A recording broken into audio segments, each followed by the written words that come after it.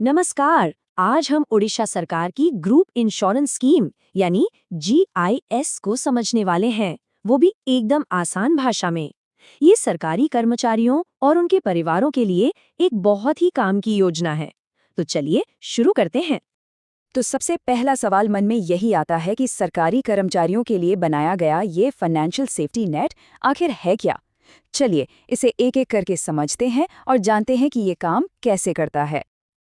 देखिए, GIS को आप एक सामूहिक सुरक्षा गुल्लक जैसा समझ सकते हैं। ये हर कर्मचारी के लिए एक जरूरी योजना है जिसमें दो बड़ी अच्छी चीजें मिलती हैं, एक तो बचत और दूसरा बीमा। और इसका सीधा सा मकसद है कि जरूरत पड़ने पर कर्मचारियों और उनके परिवारों को एक मजबूत फाइनेंशियल सपोर्ट मिल सके। ठीक है, तो सबसे पहले ये जानना जरूरी है कि इस सुरक्षा के दायरे में कौन कौन आता है। तो देखिए, स्कीम का दायरा काफी बड़ा हो गया है। इसमें सिर्फ सरकारी कर्मचारी ही नहीं, बल्कि जो सहायता प्राप्त शिक्षण संस्थान हैं उनके कर्मचारी, यूनिवर्सिटी और नगर पालिकाओं के रेगुलर एम्प्लॉयज और तो और कुछ कॉन्ट्रैक्ट पर काम करने वाले कर्मचारी भी इसमें शामिल हैं।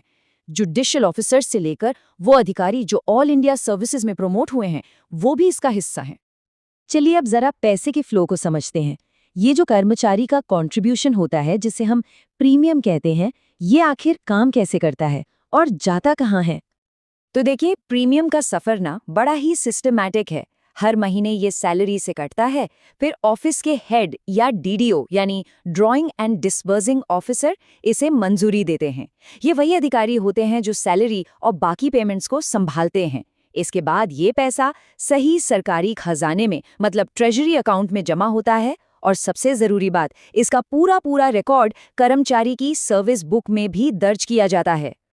अब ये जो स्क्रीन पर दिख रहा है ना, ये है एनेक्सर 2। ये एक तरह का पक्का सबूत है जो DDO हर महीने सैलरी बिल के साथ लगाता है।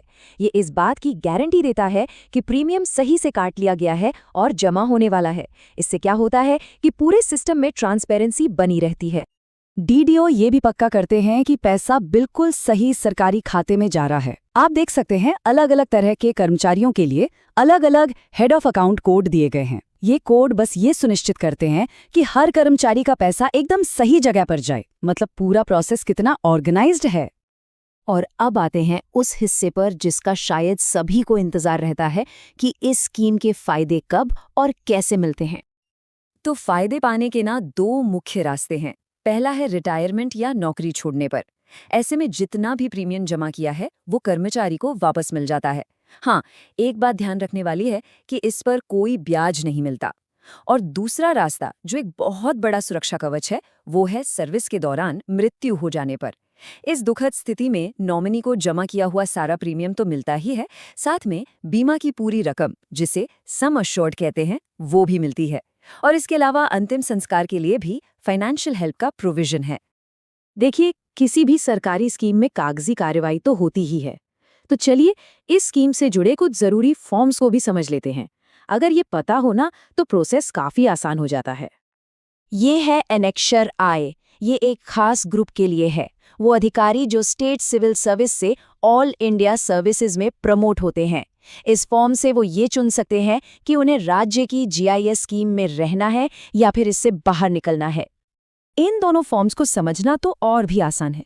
बाईं तरफ है एनेक्सर A, जो एक GIS पासबुक की तरह है। इसमें सारे जमा पैसों का हिसाब किताब रहता है। और दाईं तरफ है एनेक्सर B। ये वो एप्लीकेशन फॉर्म है जिसे ऑफिस इस्तेमाल करता है डेथ क्लेम को फाइल करने के लिए। मतलब एक है रिकॉर्ड के लिए और दूसरा है क्लेम के लिए। सिंपल। ये जो एनेक्सर 3 है, ये बहुत ही ज्यादा महत्वपूर्ण है। ये बताता है कि परिवार की परिभाषा में कौन कौन आता है और किसे नॉमिनी बनाया जा सकता है। इसमें प्रायोरिटी का एक क्रम भी दिया गया है, जैसे पहले पति या पत्नी, फिर बच्चे, फिर माता पिता और उसके बाद भाई बहन। इसीलिए नॉमिनेशन को हमेशा अपडेटेड रखना बहुत जरूरी है। अब बात करते हैं उस टीम की जो इस पूरे सिस्टम को स्मूथली चलाती है। ये स्कीम एक टीम एफर्ट है और इसमें हर किसी की अपनी एक खास जिम्मेदारी है। तो ये एक मिली जुली जिम्मेदारी है। कर्मचारी की जिम्मेदारी है कि नॉमिनेशन की जानकारी हमेशा अपडेट रखे, खासकर शादी जैसे बड़े लाइफ इवेंट्स के बाद। फिर आते हैं हेड ऑफ ऑफिस या DDO, जिनकी जिम्मेदारी है कि हर महीने टाइम पर प्रीमियम काटें और जमा करें। और आखिर में ट्रेजरी ऑफिसर, जो सरकारी खजाने के इंचार्ज हैं, उनका काम है सब कुछ वेरीफाई करके सही रकम का भुगतान करना। और ये स्लाइड एक बहुत ही ज़रूरी बात बता रही है। अगर किसी भी वजह से प्रीमियम जमा नहीं हो पाता तो इसकी सीधी जिम्मेदारी हेड ऑफ ऑफिस या डीडीओ की होगी। ये नियम असल में कर्मचारी के हक की रक्षा के लिए बनाया गया एक मजबूत सेफ्टी नेट है।